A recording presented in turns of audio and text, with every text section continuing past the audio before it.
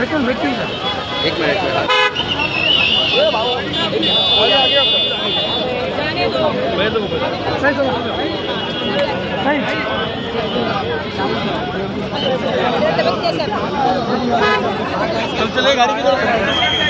सर्वांचे खूप सारे धन्यवाद व्यक्त करते। खरं तर ही यात्रा जी सुरू झालेली आहे ती 36 विधानसभेमध्ये यात्रा झाली आणि पहिल्यांदाच मला वाटतं की ही अशी ऐतिहासिक यात्रा मुंबईभरामध्ये झाली।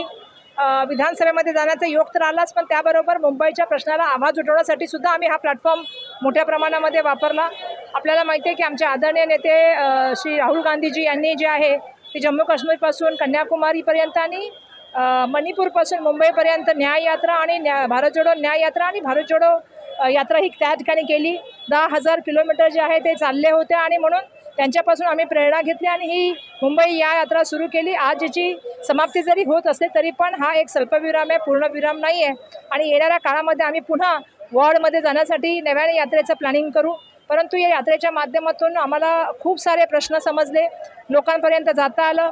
आम्हाला कळलं की साऊथ मुंबई ज्याला आपण सगळेजण दक्षिण मुंबई म्हणतो त्याच्यामध्ये मग ताडदेव असेल, त्या ठिकाणचं खेतवाडी असेल किंवा गिरगाव असेल, याच्या मंदिराच्या नावाखाली काही लोकांनी त्या ठिकाणचे प्लॉट चोरल्याचं आम्हाला कळलं। त्यांना त्या ठिकाणी मंदिर बांधण्यासाठी पर्यायी जागा पण दिली नाही आणि त्या ठिकाणी खूप साऱ्या गोष्टीचा भ्रष्टाचार मोठ्या प्रमाणात, त्यांचा FSI सुद्धा वापरला गेला बिल्डरांच्या माध्यमातून आणि आपण बघतोय मोठ्या प्रमाणामध्ये बिल्डरांचं आणि लाडक्या मित्रांचं वातावरण आहे। ज्या तऱ्हेने आज काल मी मुलुंडला होते, तिथल्या लोकांनी मला प्रश्न मांडला की आम्हाला जे PAP बनणार आहे त्या मुलुंडच्या स्थानिकांना द्याव्यात, भांडूपच्या नागरिकांनी मांडल्या। त्याच तऱ्हेने कुर्ला असेल, कांजूरमार्ग असेल, या सगळ्यांचं म्हणणं आहे की ह्या ज्या सॉल्ट प्लांट लँड असतील किंवा मोठ्या मोठ्या डेअरीची एका ठिकाणी कुर्ल्याचे आमदार सांगतात की असं तऱ्हेने झाले की त्याला स्टे दिलेले आहे, पण आम्ही बघतोय की त्याला कुठलाही स्टे दिलेला नाही। आता त्यातल्या वसाईत राहणाऱ्या लोकांना सुद्धा शिफ्टिंगच्या गोष्टी बोलत आहेत। काही ठिकाणी आम्ही बघितलं की सिव्हिक कम्युनिटीचा इतका त्रास आहे की रस्ते नाही आहेत, लोकांना आजही पाणी नाही आहे आणि अशा वेळेला ब्युटिफिकेशनच्या नावाखाली 1700-1800 कोटी रुपये जे आहे ते खर्च केले गेले।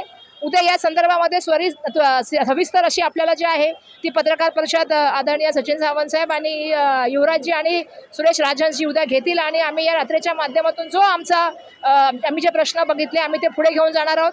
मग ते SRA असेल, MMRDA असेल, ह्या विविध यंत्रणाशी संबंधित येणाऱ्या काळामध्ये प्रश्न मांडणार आणि त्यासाठी जमिनीवर उतरून लढाई करण्याचं काम करणार।